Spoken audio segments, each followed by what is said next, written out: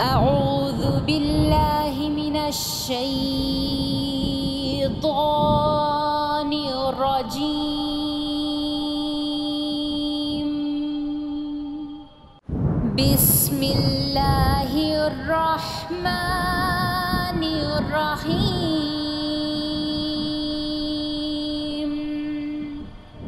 نحمده ونصلي على رسوله الكريم اما بعد فاعوذ بالله من الشيطان الرجيم بسم الله الرحمن الرحيم. رب اشرح لي صدري ويسر لي امري واحلل عقدة من لساني يفقهوا قولي. رب يسر ولا تعسر وتمم بالخير. اللهم اني اسالك علما نافعا ورزقا طيبا وعملا متقبلا. يا مقلب القلوب ثبت قلبي على دينك. آمین اللہم آمین. السلام علیکم ورحمۃ اللہ وبرکاتہ. امید اور دعا ہے کہ آپ سب صحت اور ایمان کی بہترین حالت میں ہوں گے انشاءاللہ. آج ہم اپنے لیسن سورۃ البقرہ کی آیت نمبر 60 کا آغاز کریں گے اور ہم تھوڑا سا اس رکوع کی بھی بات کریں گے جو کہ آیت نمبر 60 اور 61 کی ہے.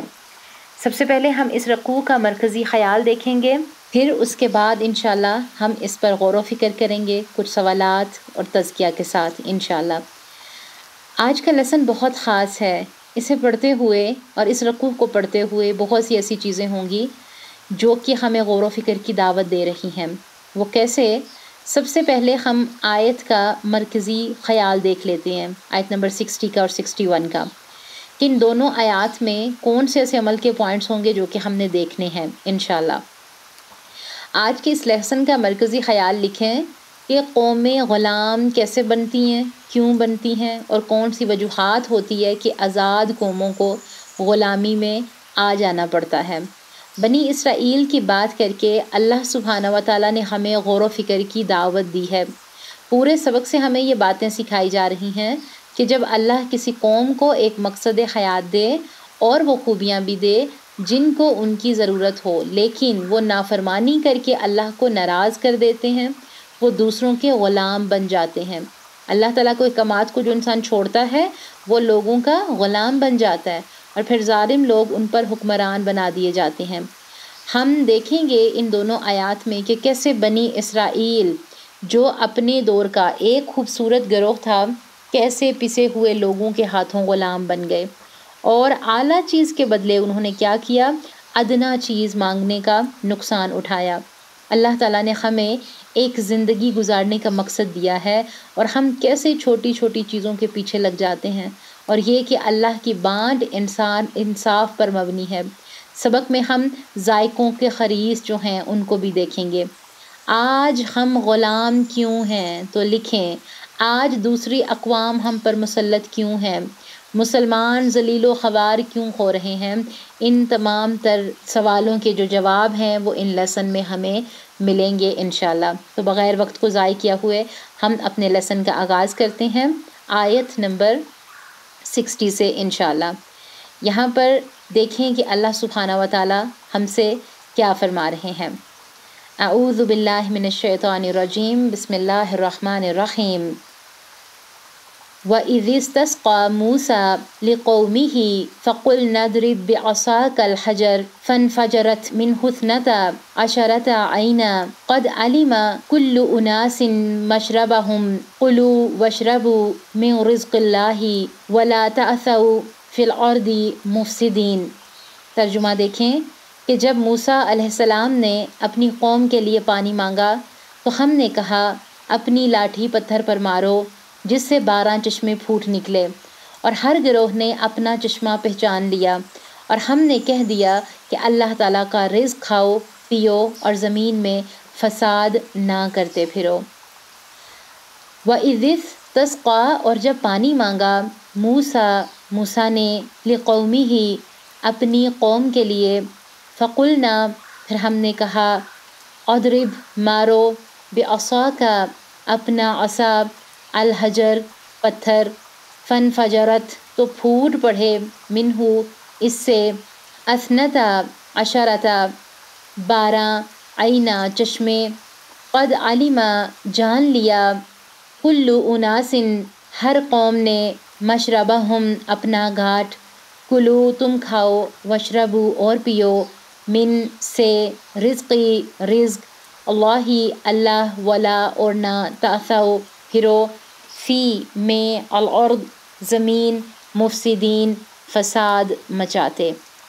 یہاں پر دیکھیں کہ کس چیز کی بات ہو رہی ہے، غور و فکر کی دعوت ہے یہاں پر کہ اللہ سبحانہ و تعالیٰ سے حضرت موسیٰ علیہ السلام نے پانی کی دعا کی اور اللہ تعالیٰ نے وہ قبول کر لی، کہ اللہ تعالیٰ نے سیدنا حضرت موسیٰ علیہ السلام کو حکم دیا کہ اپنا عصا پتھر پر مارو، پھر آگے کیا کہا، تو اس سے 12 چشمے پھوٹ نکلے، یعنی حضرت موسیٰ علیہ السلام کے عصا مارتے ہی اللہ تعالیٰ نے بنی اسرائیل کے 12 قبیلوں کے لیے 12 چشمے جاری کر دیے، اور پھر فرمایا بلاشبہ تم سب لوگوں نے اپنے پانی لینے کی جگہ کو جان لیا۔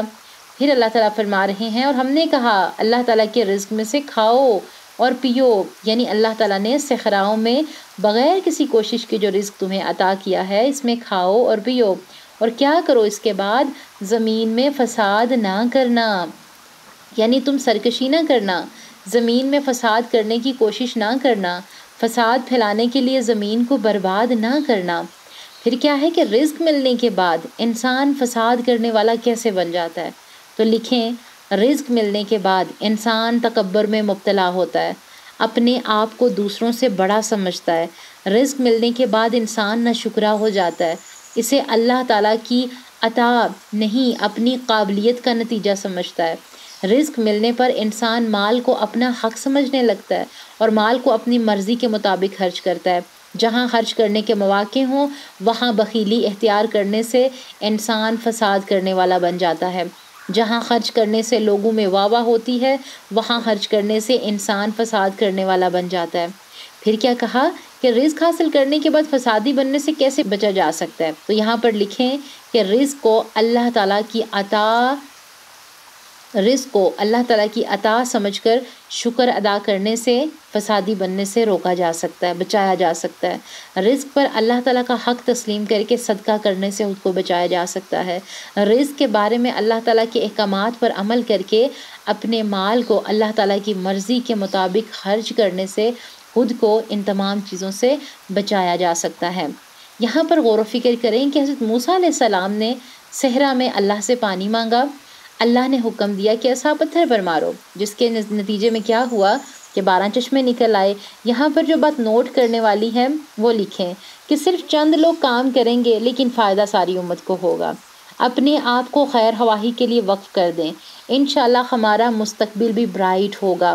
اللہ تعالیٰ نے حکم دیا، حضرت موسیٰ علیہ السلام نے فوری عمل کیا۔ جب سمیعنا و اطعنا کا جذبہ رہتا ہے تو اللہ غیب سے مدد کرتا ہے، یہ اس دور کا معجزہ تھا۔ اللہ سے دعا مانگیں کہ آپ کو قوم کی تقدیر بدلنے والوں میں شامل کر دے، آپ سے اللہ نیکی اور بھلائی کے کام لے لے۔ آج کا عصا کیا ہے؟ آج کا عصا قلم ہے، علم ہے، اپنے علم سے مزید شمع روشن کرتے جائیں، یہ بہت بڑی طاقت ہے آپ کی۔ قرآن دکھی اور ٹوٹے دل کو جوڑتا ہے، سخت دل اللہ کے حکم سے نرم ہو جاتے ہیں، اللہ کے آگے جھک جاتے ہیں۔ کچھ لوگ تھوڑے بگڑے ہوئے ہوتے ہیں، ہلکے ہلکے سے کیا ہوتا ہے کہ آہستہ آہستہ ان کے دل کی زمین نرم ہونے لگتی ہے، پھر تھوڑی سی ہدایت ملتی ہے تو زندگی سنور جاتی ہے، جیسے حضرت ابوبکر صدیق رضی اللہ تعالیٰ عنہما، جیسے حضرت عمر رضی اللہ تعالیٰ عنہما، اور سخت دل ٹوٹ کر پھر نئے سرے سے ایک نیا انسان سامنے آتا ہے۔ یہاں پیغام ملتا ہے کہ دلوں کو نرم کر دیں، محبت سے سمجھائیں، ہدایت اللہ کی طرف سے ملے گی۔ پھول کی پتی سے کٹ سکتا ہے ہیرے کا جگر، یہ کسی شاعر نے کیا خوب جو ہے مثال دے دی اس کی۔ جذبات کی چاشنی سے اثر ہوتا ہے، قرآن دل پر اثر کرتا ہے، ہمیں غور و فکر کرنا چاہیے، ہمیں تدبر کرنا چاہیے۔ یہاں معجزے دیکھیں کہ زندگی صحرا کی طرح ہو، لیکن حضرت موسیٰ علیہ السلام کی زندگی سے سبق سیکھیں۔ عمل کے نقطے دیکھیں کہ اللہ سے مانگیں، چاہے دیکھنے میں کام ناممکن ہی لگ رہے ہوں، اللہ سبحانہ و تعالیٰ اس میں آسانیاں کر دیتے ہیں۔ حدیث کا خلاصہ ہے کہ آپ صلی اللہ علیہ وآلہ وسلم نے ابن عباس رضی اللہ تعالیٰ عنہما سے فرمایا کہ اے میرے بیٹے، جب بھی مانگو رب سے مانگو۔ عمل بھی کیا اور اللہ نے حکم بھی دیا کہ کیا ہوا یہاں پر؟ اللہ نے کہا عصا مارو، تو انہوں نے کیا کیا؟ عصا مارا تو اللہ تعالیٰ نے کیا کیا؟ چشمے جاری کر دیے۔ کام کرنا پڑے گا، ہلنا جلنا پڑے گا ہمیں۔ اصلاح کیسے کریں؟ مخلص لیڈر کی ضرورت ہے ہمیں، بڑی غور و فکر کی بات ہے۔ پاکستان کے حالات پر غور و فکر کریں، کیسے ہمارا ملک بنا، کیا ہوا، کیا ہو رہا ہے۔ پاکستان کے بعد پاس بہت سی نعمتیں ہیں۔ پاکستان کا روشن مستقبل کا دروازہ ہم کیوں جو ہے نہیں کھول پا رہے؟ کیونکہ ہم ان چیزوں میں پڑ گئے ہیں جو کہ ہمارے دین کا حصہ ہی نہیں ہے۔ حضرت موسیٰ علیہ السلام کو اللہ تعالیٰ پر یقین تھا، پوری قوم کے لیے مانگیں نصیب جاگے گا۔ انہوں نے جو پانی مانگا کس کے لیے مانگا؟ پوری قوم کے لیے مانگا، سب کے لیے بھلائی کا باعث بنے۔ تو اسباب کی ضرورت ہوتی ہے، بارش بھی ہو سکتی تھی، چشموں کی ضرورت تھی اس ٹائم۔ دیکھیں کہ دعا بھی تو مانگ سکتے تھے نا کہ نہیں صرف بارش ہو جائے، لیکن چشمے جاری کیے اللہ نے۔ مستقل پانی کی ضرورت تھی وہاں پہ کیونکہ صحرا میں تھے۔ پھر اس کے بعد کیا؟ اپنی زمین ملی، اپنا ایک گھر ملا، اپنی سرحد ملی جس پر عصا مارو۔ وہ ایک چکور پتھر تھا، 12 قبیلوں کا یہ گروہ تھا اور سب کیا تھے؟ آرگنائزڈ تھے۔ کچھ چشمے بڑے، کچھ چھوٹے، ہر قبیلے کے سائز کے لحاظ سے چشمہ تھا۔ کھانا پینا پہلی ضرورت ہوتی ہے انسان کی، پہلے لوگوں کی بنیادی ضرورت پوری کریں۔ ہمارے لیے عمل کی بات ہے یہاں پر۔ اللہ نے حکم دیا کہ کھاؤ اور پیو، کہ یعنی ملے گا اللہ ہی سے۔ اللہ کا کیا کرو؟ پھر بعد میں شکر ادا کرو۔ ہمیں آزادی ملی، کیا ہم نے اس کی قدر کی؟ ہم تو اپنی قوم کو ابھی تک شرک سے نہیں بچا سکے۔ اور شرک کون کرتے ہیں؟ شرک بزدل لوگ کرتے ہیں۔ بزدل انسان شرک کرتا ہے کیونکہ اس کا یقین نہیں ہوتا اللہ سبحانہ و تعالیٰ پہ۔ جس کی نظریں اللہ تعالیٰ پر ہوتی ہیں نا، وہ بزدل نہیں ہوتا، وہ بہادر ہوتا ہے۔ ہم نے کیا کیا کہ اپنے لوگوں کو دعا کرنی بھی جو ہے ہم نے نہیں سکھائی۔ ہم دعاؤں کے لیے بھی سب کو کہتے ہیں کہ کوئی ہمارے لیے دعا مانگ دے۔ ہر قوم کو اپنی آزادی، دیکھیں کہ ایک انسان بھی ہے نا تو وہ بھی ایک آزاد پیدا ہوتا ہے۔ اگر ہم بہت سے لوگوں کی بات کریں نا تو وہ کیا کہتی ہیں کہ نہیں، ہمیں دعائیں مانگنے کا طریقہ ہی نہیں ابھی تک آتا۔ ہم نے اپنی قوم کی کیا رہنمائی کی ہے؟ ہم نے سڑکیں اور ہسپتال کیا بنانے تھے؟ بس کیا ہم نے اپنی امت کو خوش کر دیا کہ نہیں روڈز اچھی بن گئی ہیں، یہ چیزیں اچھی بن گئی ہیں، بڑی بلڈنگیں اچھی بن گئی ہیں۔ نسلوں پہ کام نہیں کیا ہم نے، اپنی نسل کو تعلیم نہیں دے سکے، ہم اپنی قوم کی تربیت نہیں کر سکے۔ ہم نے اپنی قوم کو بت کے آگے بیٹھنے اور قبر کے سامنے بیٹھنے میں فرق نہیں بتایا ابھی تک، کہ وہ بتوں کے سامنے بیٹھے ہیں یا قبر کے سامنے بیٹھے ہیں۔ ہم پاکستان جیسی نعمت ملنے پر اللہ کا کیسے شکر ادا کریں؟ اللہ تعالیٰ کی نعمتوں کی قدر کیسے ہوگی؟ ہم سب کی ذمہ داری ہے کہ علم حاصل کریں اور اپنا مقصد حیات پہچانیں۔ اللہ تعالیٰ اسی آیت میں کیا فرما رہے ہیں؟ قُلُوا وَاشْرَبُوا مِن رِزْقِ اللَّهِ وَلَا تَعْثَوْا فِي الْأَرْضِ مُفْسِدِينَ، یعنی اللہ کا رزق کھاؤ اور پیو، لیکن کیا کرنا؟ زمین میں فساد نہ پھیلانا۔ کیا کھانے کے کچھ آداب ہیں؟ یہاں پر ایک اور چیز نوٹ کریں۔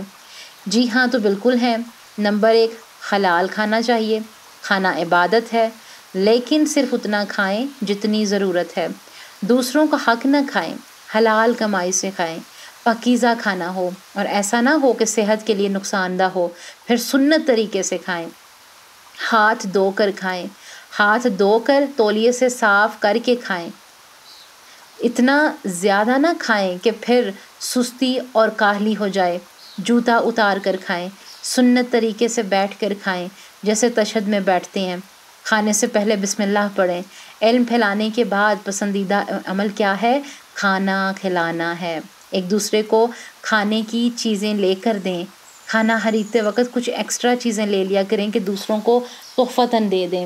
شیئرنگ کیا کریں، صدقے کا ثواب ہے۔ دائیں ہاتھ سے اور 3 انگلیوں سے کھائیں، اپنے سامنے سے کھائیں۔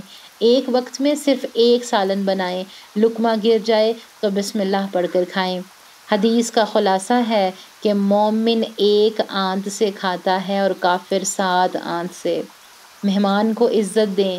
اگر مکھی گر جاتی ہے تو اس کو مشروب میں ڈپ کر کے پی لیں، مکھی کو نکال کے پھر کیا کریں؟ واپس اس چیز کو پی لیں، مکھی کو نکال دیں باہر۔ آخر میں انگلیوں کو چاٹ لیں، چمچہ اور کانٹا بھی استعمال آپ کر سکتے ہیں، اور آخر میں کھانا کھانے کے بعد کلی کریں۔ کھانے کے شروع میں پانی پی لیں، آخر میں پانی نہ پئیں۔ پھر کیا ہے کہ برش اور خلال بھی آپ جو ہیں بعد میں کر سکتے ہیں۔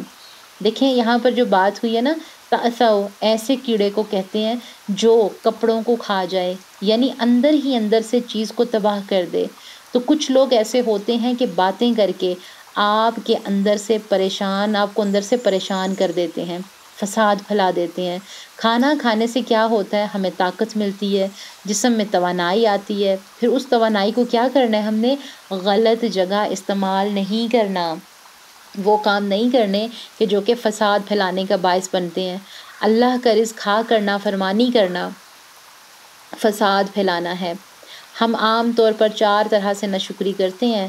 جو مل جائے اس پر شکر گزاری کریں، بے صبری سے پرہیز، تکبر، فخر کرنے سے بچیں، عاجزی کا اظہار کریں، لالچ سے بچیں۔ یہاں سے قوم کا مزاج دیکھتے ہیں۔ اب آیت نمبر آگے جو آ رہی ہے وہاں اس میں ہم قوموں کا مزاج دیکھیں گے۔ ایک بڑی تفصیلی اور بڑی لمبی آیت ہے وہ، اور اس پر انشاءاللہ ہم اپنے کل کے لیسن میں بات کریں گے۔